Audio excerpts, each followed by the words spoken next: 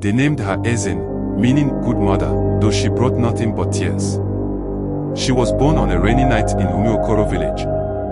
The thunder rumbled like angry gods, but her first cry was soft, almost like a whisper. Her mother, Mama Adiz, cried with joy, not knowing that the child she held was an ogbanj, a spirit child who comes and goes, bringing sorrow. Ezin was beautiful.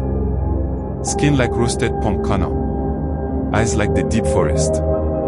Everyone who saw her said she had the face of an angel. But angels don't die before their first birthday. Ezin did. She died just after her first tooth appeared. No fever. No struggle. Just a gentle sleep that never ended.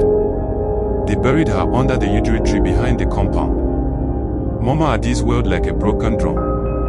Her husband, Papa Chuka, stood like a stone, not blinking. We will try again, he said. And they did. The next child looked exactly like Ezin. Same dimples. Same little birthmark on her left eye. Same soft whisper of a cry. Mama Adiz froze. Her hands trembled. It's her, she whispered. Papa Chuka refused to speak of it. But he watched the child like one watches a flame, too close and it burns, too far and it disappears. And just like before, the child died before her first birthday. Again. And again. 4 times. Each time, she came back in the same form. Each time, she died, sometimes coughing, sometimes just sleeping and never waking up. Mama Adiz went from plump to bones. Her wrappers hung on her like rags. Papa Chuka began talking to shadows. He placed charms under the child's pillow, slaughtered chickens, whispered prayers to old gods, but nothing stopped her from going. Until one moonless night, the village elder, Ens, came to their compound. He was old, with a voice like dry leaves. His eyes were cloudy, but he saw more than anyone in the village. She is an ogbanj, he said. She plays with your hearts. She has vowed to make you suffer. But there is a way to stop her. He explained that every ogbanj hides something, an object, a token of their bond with the spirit world. It is called Tiiwa. Until it is found and destroyed, the spirit child will continue to return, no matter how many times she dies. The next time Ezin came, Ens told them to wait. When she turned 6 months, they carried her before dawn to the sacred grove, where the Iroko tree stood like a giant watching the world. Ens began the ritual.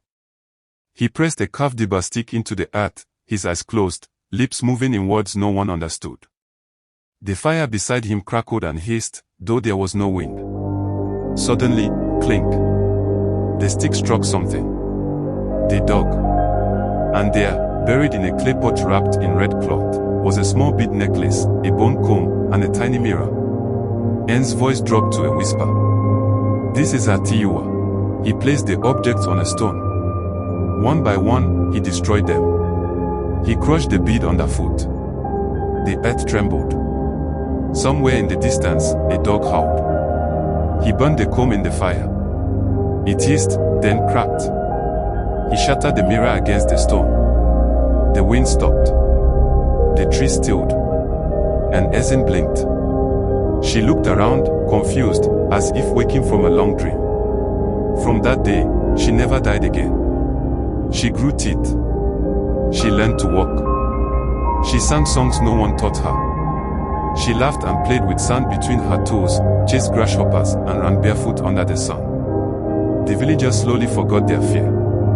They brought her kola nuts and trinkets. They called her the child who conquered death. When the moon is full, she hums that same lullaby in her sleep. Just loud enough to be heard. Just soft enough to be doubted.